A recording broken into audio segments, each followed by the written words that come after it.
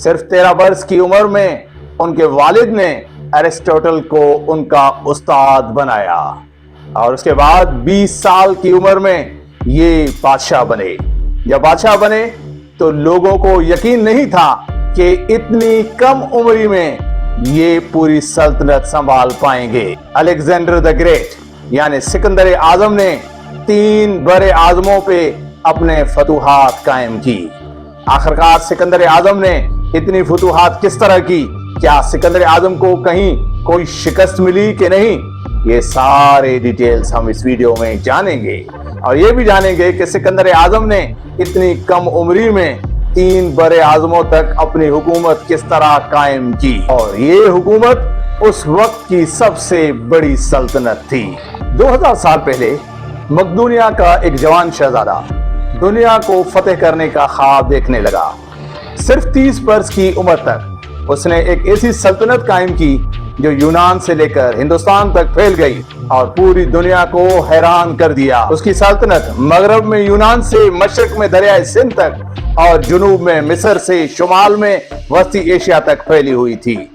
ماہرین تاریخ کے مطابق سکندر اعظم کی سلطنت کا رقبہ تقریباً 52 لاکھ مربع کلومیٹر یعنی 20 لاکھ مربع میل میں تھا۔ آپ یہ ساری چیزیں الیگزینڈر دی گریٹ کے بارے میں جان کے حیران ہوں گے کہ صرف 20 سے 30 سال کی عمر کے درمیان انہوں نے 3 بڑے اعظم پہ اپنی حکومت قائم کی،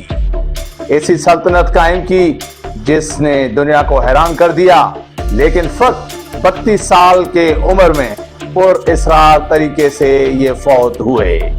اور ان کے فوت ہونے کا سبب پوری دنیا کو پتہ نہیں چل سکا۔ انہوں نے جن 3 بڑے اعظموں پر اپنے فتوحات کیے اس میں یورپ شامل تھا، جس میں یونان، تھریس، مقدونیہ، اور ایشیا میں کوچک جو موجودہ ترکی، شام، اور کونیکیا جس کو آج لبنان کہا جاتا ہے، میسوپوٹامیا آج کا عراق، فارس یعنی ایران، باختر جن میں افغانستان، تاجکستان، ازبکستان، اور اس کے بعد پنجاب اور سندھ یہ سب شامل تھے، اور افریقہ میں مصر تک فتح کر دیا، اور الیگزینڈریا یعنی اسکندریہ شہر اس کے وجود ڈالنے والے بھی یہ الیگزینڈر دی گریٹ یعنی سکندر اعظم تھے۔ آپ سکندر اعظم کی جنگی جو حکمت عملی تھی اس میں اگر دیکھا جائے تو اس میں جو مقدونی فوج یعنی میسیڈونیا جس کا یہ حکمران تھا، تو سکندر اعظم کے جو والد فلپ II انہوں نے مقدونیہ کے فوج کو نئی تشکیل دی۔ اس کے فوج میں مختلف دستے شامل تھے جن میں فلینکس یعنی کہ سندان یعنی دشمن کو روکنے کے لیے کچھ نیزے دار شامل تھے، اور گھوڑ سوار جس کو یہ ہتھوڑا فورس کا نام دیا جاتا تھا۔ اس کے بعد ہلکی فوج پلس تیر انداز بھی اس میں شامل تھے جو پریشانی اور دباؤ دشمن پہ پیدا کرتے تھے، یعنی کہ اچانک حملہ کرنا، اور نفسیاتی جو برتری ہے وہ حاصل تھی سکندر اعظم کو، کیونکہ یہ اپنے آپ کو ناقابل شکست بنا کے پیش کرتے تھے، اس لیے دشمن کی جو فوج ہے وہ پہلے ہی ہمت ہار کے بیٹھ جاتی تھی کہ آگے سکندر اعظم ہے، اور سکندر اعظم کی فوج سے لڑنا اور اس سے فتح حاصل کرنا یہ مشکل ہی نہیں بلکہ ناممکن ہے۔ تو یہی جو خاصیت ہے سکندر اعظم کی اور ان کی فوج کی، اس کی وجہ سے یہ 3 بڑے اعظموں پہ اپنی حکومت قائم کرنے میں کامیاب ہو گئے۔ ہے کہ جو سکندر اعظم کا حملہ کرنے کا طریقہ تھا وہ مختلف تھا، وہ باقاعدہ سیدھا جا کے دشمن پہ حملہ نہیں کرتا تھا، وہ اپنی گھوڑے سواروں کو بیچ میں نہیں رکھتا تھا، یعنی کہ ان کے جو گھوڑے سوار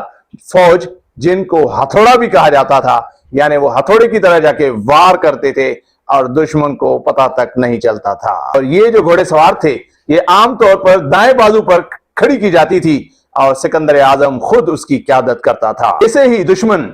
یہ نیزے بازوں میں الجھ جاتا تھا تو سکندر اعظم اپنی گھوڑے سوار فوج کو پوری رفتار سے دشمن کے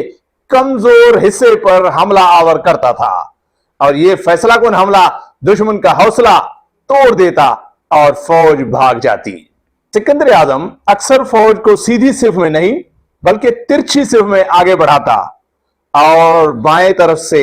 یہ پورا جو ہے وہ حملہ کیا جاتا تھا۔ مثال لیتے ہیں جنگ گوگمیلا کی، جو 331 قبل مسیح میں یہ جنگ لڑی گئی، تو سکندر اعظم نے اپنی فوج کو اس طرح پھیلایا کہ شاہ دارا کی بڑی فوج کا مرکز کمزور ہو گیا، پھر اپنی گھوڑ سوار فوج کے ساتھ سیدھا حملہ کیا اور شاہ دارا میدان چھوڑ کے بھاگ گیا۔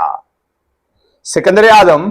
کے اگر فوجی ہتھیاروں کی بات کریں تو مجموعی طور پہ وہ مختلف قسم کے ہتھیار استعمال کرتا تھا۔ سکندر صرف ایک طرح کی فوج پر انحصار نہیں کرتا تھا۔ فلینکس یعنی یہ پیادہ فوج جو نیزے دار ہوتے تھے وہ دشمن کو باندھ کے رکھتے تھے، یعنی انگیج کرتے تھے۔ پھر یہ جو گھوڑے سوار جن کو یہ خود لیڈ کرتا تھا دائیں طرف سے، وہ فیصلہ وار جو ہے وار کرتے تھے،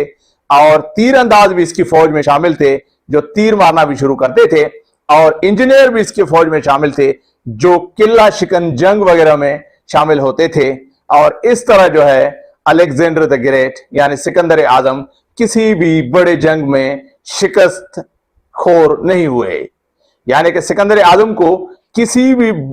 بڑی جنگ میں شکست نہیں ہوئی۔ سکندر اعظم نے 3 بر اعظم پہ کامیابیاں حاصل کرنے کے بعد پنجاب اور سندھ کا رخ کیا، تو یہاں پر سکندر اعظم کو بہت ٹف ٹائم ملا۔ جیہلم کی جنگ 326 قبل مسیح میں، اس میں راجہ پورس کو رات کے وقت اچانک دریا پار کر کے شکست دی گئی۔ راجہ پورس نے سمجھا کہ رات کے وقت کوئی حملہ نہیں ہوگا، یہ دریا جو ہے ہمارے ڈیفنس کے لیے ہے اور دشمن کی فوج یہ دریا پار نہیں کر سکیں گے۔ یہ ان کی جو غلط فہمی تھی یہ جو ہے راجہ پورس کی شکست کا سبب بنی۔ راجہ پورس کے پاس 200 جنگی ہاتھی اور ہزاروں گھوڑے سوار اور پیادہ فوج تھی۔ ہاتھیوں نے مقدونیائی گھوڑوں کو خوفزدہ کیا اور سپاہیوں کو روند ڈالا، مگر سکندر اعظم کی حکمت عملی نے آخرکار کام کیا اور پروشوتم جس کو ہم پورس بھی کہیں ان کو شکست ہوئی۔ رات کے وقت خفیہ طور پہ دریا عبور کیا اور پورس کا گھیرا تنگ کر لیا۔ خون ریز جنگ کے بعد سکندر نے فتح حاصل کی۔ یہاں آپ یہ بھی سن کے حیران ہوں گے کہ سکندر اعظم نے 3 بر اعظموں پہ اپنی حکومت قائم کی، پورس کی بہادری کو سراہا اور اسے بادشاہ رہنے دیا، بلکہ مزید علاقے بھی عطا کر دیے۔ یعنی کہ یہ سکندر اعظم کی ایک خاصیت بھی تھی کہ کبھی کبھار وہ بہت بڑے ظالم بن جاتے تھے، کبھی کبھار جو ہے وہ بڑے رحم دل بن جاتے تھے، یعنی اس کی ایک مکسڈ پرسنالٹی تھی، یعنی یہ بہادری کو سراہتے تھے۔ پنجاب کا اس کو حکمران رہنے دیا، اور پنجاب کے بعد سکندر اعظم نے سندھ کا رخ کیا، اور سندھ میں سکندر اعظم مرتے مرتے بچ گئے۔ 325 قبل مسیح میں ملتان جو سندھ کا حصہ تھا اس کا محاصرہ کیا گیا۔ سکندر اعظم کا مقابلہ تھا ملی قبیلے سے جو ایک ملتان کا علاقہ بھی تھا، تو وہاں پر سکندر اعظم نے لڑنا شروع کیا، اور جیسے کہ ہم پہلے بھی بتا چکے ہیں کہ سکندر اعظم کی یہ خاصیت تھی کہ یہ جب بھی لڑتا تھا تو خود جو ہے گھوڑے سوار جو اس کا دستہ تھا، گھوڑے سوار جو فوجی تھے ان میں لیڈ کرنے کے لیے سکندر اعظم خود ہوتے تھے۔ ملتان میں سکندر اعظم نے ان کے قلعے پر حملہ کیا، وہ خود سیڑھی کے ذریعے اوپر چڑھ گیا لیکن سیڑھی ٹوٹ گئی، وہ تنہا قلعے کے اندر کود گیا اور ایک تیر اس کے سینے میں لگ گیا، اور سکندر اعظم کا اتنا خون بہا کہ فوجیوں کو لگا وہ مر گیا۔ کئی ہفتے علاج کے بعد سکندر اعظم سے احتیاب ہوا۔ یہ سکندر اعظم کی زندگی کا سب سے خطرناک لمحہ تھا، اور یہاں سکندر اعظم کی فوج بھی تھک چکی تھی اور انہوں نے آگے جانے سے معذرت کر لی، سمجھو کہ انکار کر لیا۔ پھر مجبوراً سکندر اعظم کو اپنے فوج کو واپس لے جانا پڑا، ورنہ سکندر اعظم کا ارادہ تھا کہ اور فتوحات کی جائیں، لیکن 32 برس کی عمر میں وہ بابل میں پراسرار نمونے سے فوت ہو گئے۔ سکندر اعظم کے موت کے حوالے سے کسی نے کہا کہ ان کو ملیریا ہوا، کسی نے کہا ٹائیفائیڈ ہوا، کسی نے کہا کیا ہوا، اور اب تک یہ بھی پتہ نہیں چل سکا کہ سکندر اعظم کا جو قبر ہے وہ کہاں پر ہے۔ تو آپ اپنے کمنٹ میں ہمیں ضرور بتائیے کہ سکندر اعظم کس طرح مرے، اور ان کے قبر کے بارے میں بھی اگر آپ کے پاس کوئی انفارمیشن ہے وہ بھی کمنٹ میں ضرور شیئر کریں اور اپنا فیڈ بیک ہمیں ضرور دیں۔